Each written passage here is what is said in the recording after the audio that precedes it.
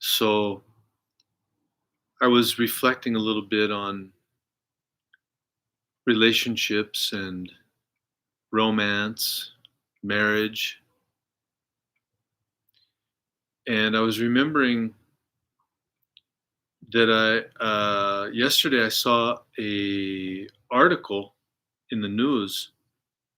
There was advice about romantic relationships from a monk, and I didn't read the article, but it stuck in my mind that there was a celibate monk, probably in solitude somewhere in a monastery, giving advice about relationships. And then I remembered the Dalai Lama talking about people soliciting advice about relationships and specifically about their sex lives. The Dalai Lama said, "You know, it's so funny." He said, "I'm a virgin. I never had sex my whole life. And people ask me for advice on sex." He said, I don't know what to tell them. He said, I have some idea about sex from TV and movies and books and my imagination.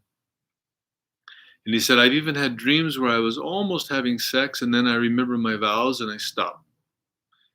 He said, but it's very funny that people come to me seeking advice about their sex lives. So I was thinking it's also sort of funny that a celibate, I assume a celibate monk, gives advice on romance and relationships.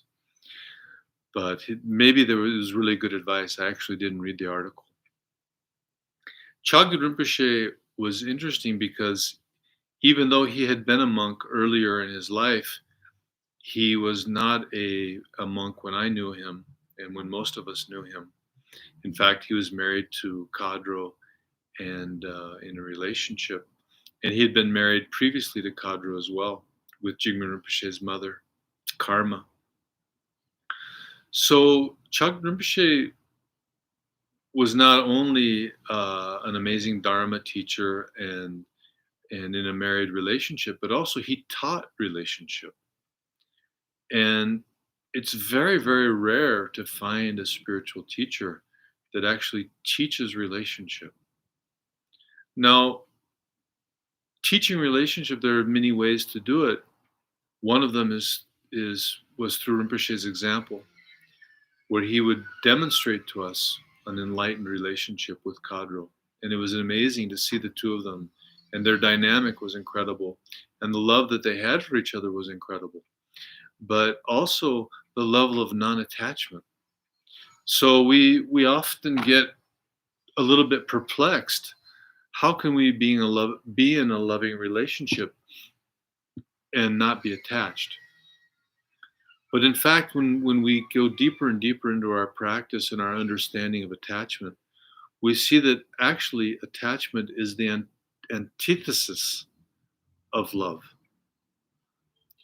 Attachment is like an invasive vine that grows up next to a tree, and it looks like the tree as it strangles the tree's life force. The invasive vine being attachment and the tree being love. It pretends that it's love and camouflages itself as love. But in fact, it's the opposite of love, and it strangles the life force out of love and kills the tree of our love. Because if you really look at it, attachment means controlling, attachment means clinging, attachment means possessiveness, attachment means jealousy, attachment means lack of trust, which are all of the things that destroy our relationships over and over again.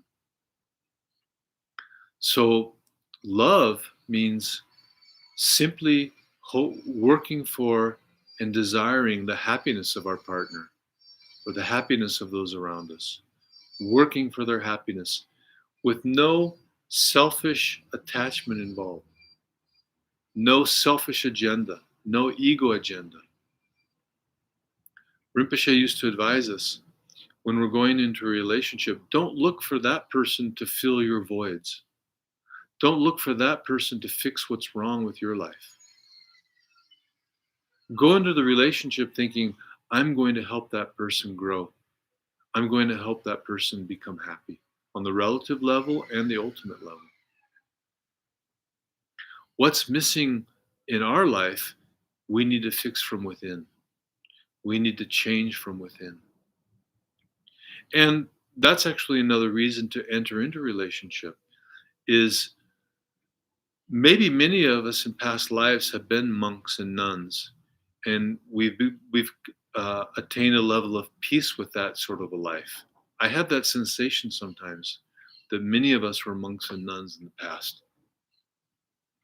Maybe we need to learn what's in relationship now, because relationship goes deep within us. It stirs up all kinds of emotions that otherwise might be there latent, like jealousy and insecurity, possessiveness. But it's nice to have the opportunity to go into those places and work with those energies.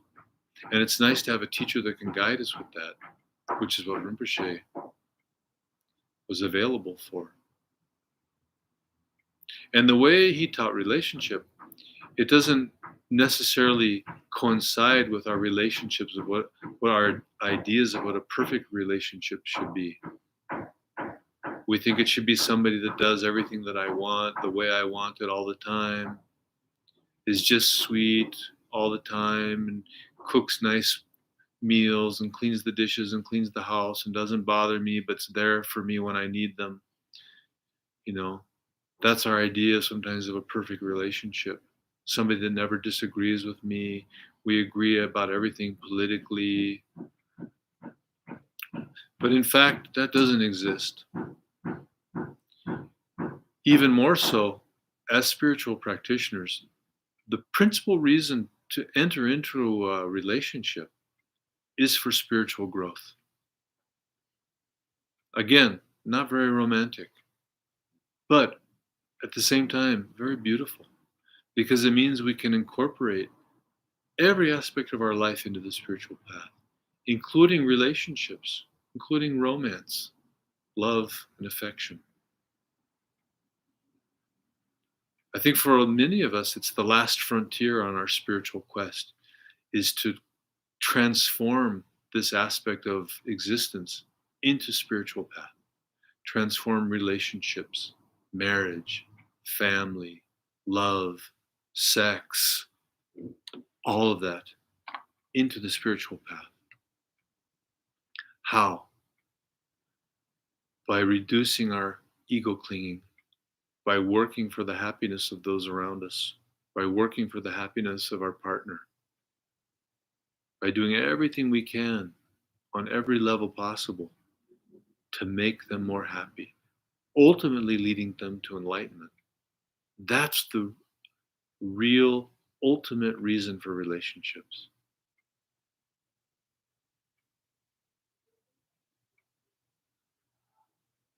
If we go into the relationship with the small mind of what's in it for me,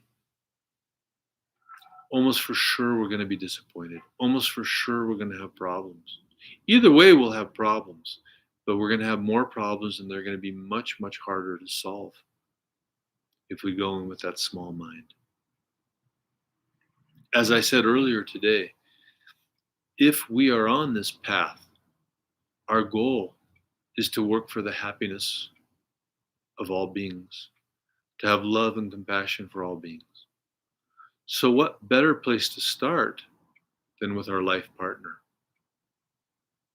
That's a great training ground. In theory, you already love this person, but do you really love them without any expectations, without any ego clinging? Because that is the goal, not just with our life partner, but with everybody. That's enlightenment. So it's a great opportunity to train with our life partner, starting today. Don't fall into your old negative habits. When they do something that irritates you, use it as an opportunity to train your mind. impatience. Zonzar Chensi's famous. Whenever somebody does something that's irritating or negative or some horrible story on the news, he says, compassion, compassion. I try to remember that too. When I see something that irritates me, somebody does something that bothers me, I immediately try to remember Zonzar Chensi Rinpoche and think, compassion, compassion. So let's train that way with our partners. Let's train that way with our families and the people around us. They're going to do things that irritate us because we're irritable, not because of some sort of perceived flaw in their character. It's our own flaw. So how do we transform that? Compassion. Compassion for them, compassion for us, compassion for all sentient beings.